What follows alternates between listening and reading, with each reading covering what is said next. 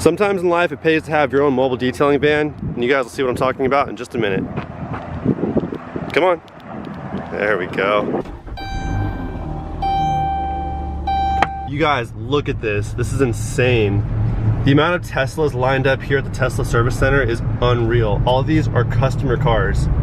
Straight up towed in, broken for some reason or another, just sitting out here waiting for service. Both sides of the road. Ah, there she is.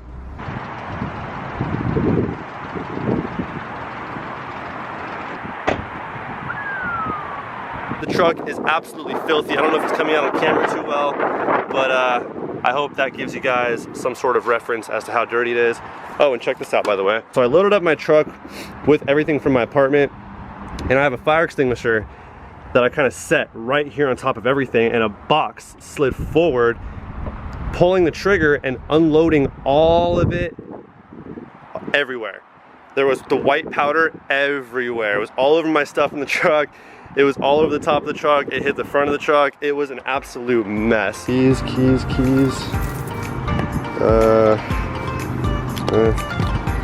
not it. Awesome. See, it's times like this when keyless entry is really kind of handy. All right, so inside we're not looking too bad. I mean, let's see what a couple of weeks of accumulation in Mark Brenner's car consists of. So we got a Starbucks, okay, standard. I've seen worse. Let's get started.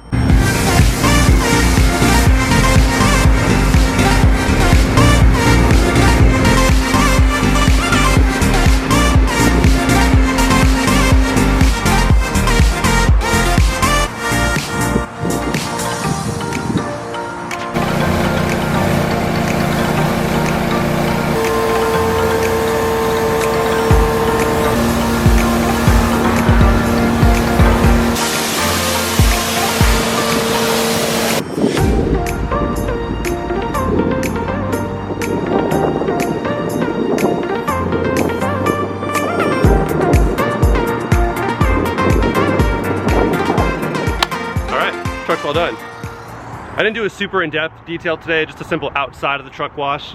I'll do interior and all that stuff later, but yeah, good enough for the day. So let's go park the van. Actually, better yet, let's have the van park itself. There we go, much easier. After you wash your car, you can't roll your windows down for a little while, and this sucks because I don't like windows being up. I don't like air conditioning. I like air conditioning, but I'd rather have the windows down, so this is kind of torturous. Look at this, guys. What? Are you kidding me? No way. Oh man, yep. Tis a nice day. Go check it out.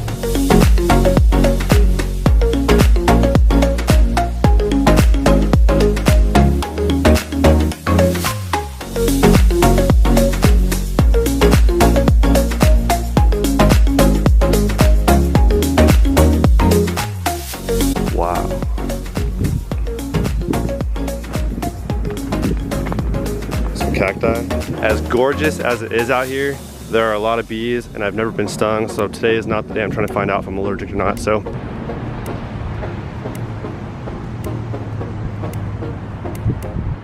as a wise man once said, if you don't look back at your truck every single time you get out of it, you've probably made the wrong purchase.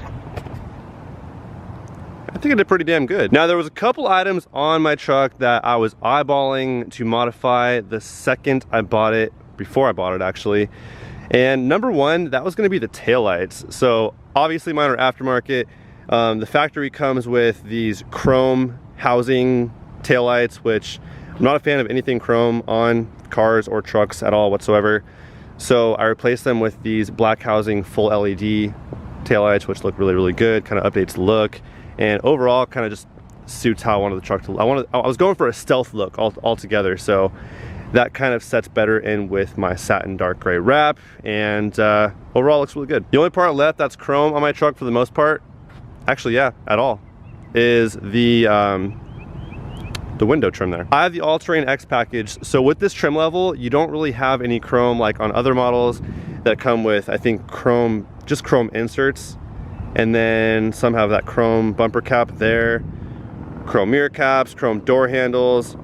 So my truck is wrapped in 3M's satin dark gray. and it used to be black, so I left the grill, which I'm actually going to be doing very, very soon, is wrapping this piece right here. I've just had literally no time to do anything with my truck lately, but that's soon to come.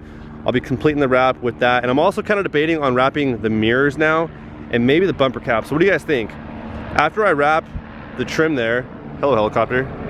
After I wrap the grill trim here, I'll have black grill inserts left, the black bumper cap, the black roof, the black mirror caps left, and the door handles.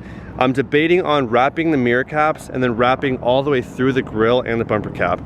Let me know what you guys think in the comments below, because I'm really torn. I don't know if I like the two-tone theme anymore with the gloss black accenting over the satin dark gray. I'll leave the roof no matter what because I like that black, but the other parts I'm not too sure, so help me out. Another thing I wasn't too fond of was the ride height, which had a rake in the front. So I have a leveling kit. This is a 2-inch leveling kit, which makes it very, very close to level. I think you can go up probably another ½ an inch, I want to say, to make it actually like level as can be. But the 2-inch leveling kit does give you probably, I'd say, just about ½ an inch lower in the front, which is, I guess, kind of what you want. So it gives you a little bit of room to negotiate when it comes to, you know, if you put something somewhat heavy in the back of your truck, or you tow a little trailer or something. Kind of gives you a little bit of leverage there. But overall, it's pretty level. You have to really look for it if you want to find a rake anymore. But either way, had that done a while back. So those were things that I eliminated as far as things I didn't like. Fix that, fix the taillights. And I want to talk about these side steps. More specifically, these are Nerf style or Nerf bar style. I don't know if they call them Nerf bar style, but they're Nerf style side steps. So they have this tubular design with a designated step for each door. It doesn't continue all the way through. It actually closes off for each door and then creates another step for the back door. So I'm not too fond of the side steps in general. I am fond of the kind that hide away. So the kinds that retract up underneath the truck when the doors are closed, I think that's an awesome move. But the kinds that are fixed like this, I was never really a fan of and never really liked. But I know it's a couple bolts and the thing comes off, so it was not really a big deal to me. And that was something that I have been meaning to do for quite a long time. But there is a reason why I haven't removed them, and I'll get into that in just a second. But first, let's talk about the function of these things, if you will.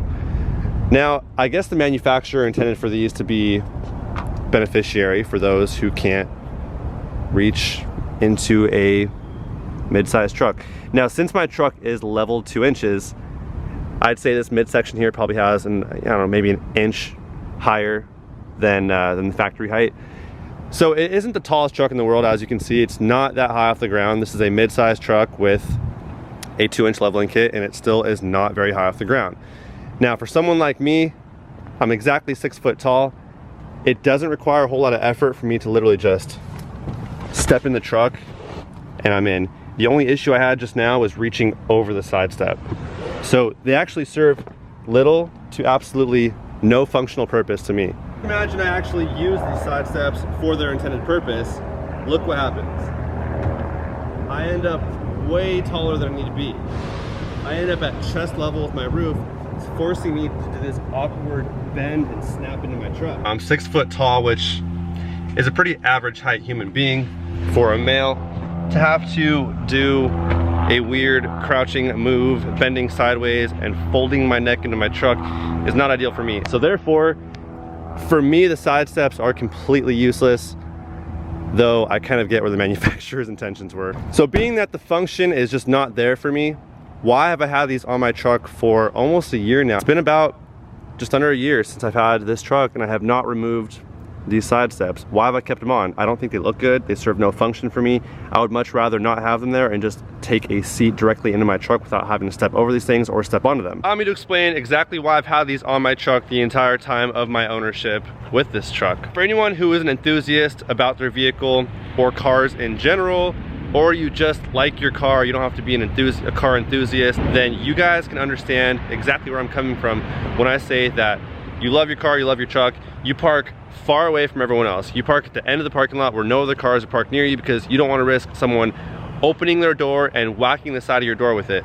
So that's why you park far away from everyone else, to ensure that no one has the opportunity to blatantly open their door and then give you a nice slam from their door to yours and create a nice little door ding, which is never nice. What this kind of does is create a little barrier, because this is the widest point on my truck aside from the mirror, which isn't really in anyone's way. They kind of create a barrier. So I know not every car is going to be hitting that first. I'm not the tallest truck out there. So if a truck or a bigger SUV parks next to me, then they're probably gonna clear that and their door can still hit me. But this does eliminate the masses out there of, most of the cars that are around me are sedans. They're mostly cars, mostly sports cars, mostly coupes, things like that. There's not a whole lot of SUVs and trucks where I live. So the majority of the people out there are driving vehicles that are lower than mine. So this does really help in those situations. So that is essentially the only reason why I have kept the side steps on my truck there. Now this is GMC Canyon's most off-road capable package they offer. The All-Terrain X package is like their ultimate off-road package they offer. So to have something on the side there that doesn't act as a rock slider, or you know, at least something that doesn't make it worse, because all this does is make you wider, and it creates one more thing that a boulder or, you know, a narrow trail can mess you up on, because this thing isn't really built for rock climbing or anything crazy like that. It's mostly built for trails, and trails can get pretty narrow. So it's been a total love-hate relationship with these things, but overall I'm kind of getting to a point where I think it's worth the sacrifice of just removing them and parking further away from the other cars. And when I remove those, I'll probably just go ahead and remove that front air dam as well. I'll catch you guys in the next one. Till then, peace out.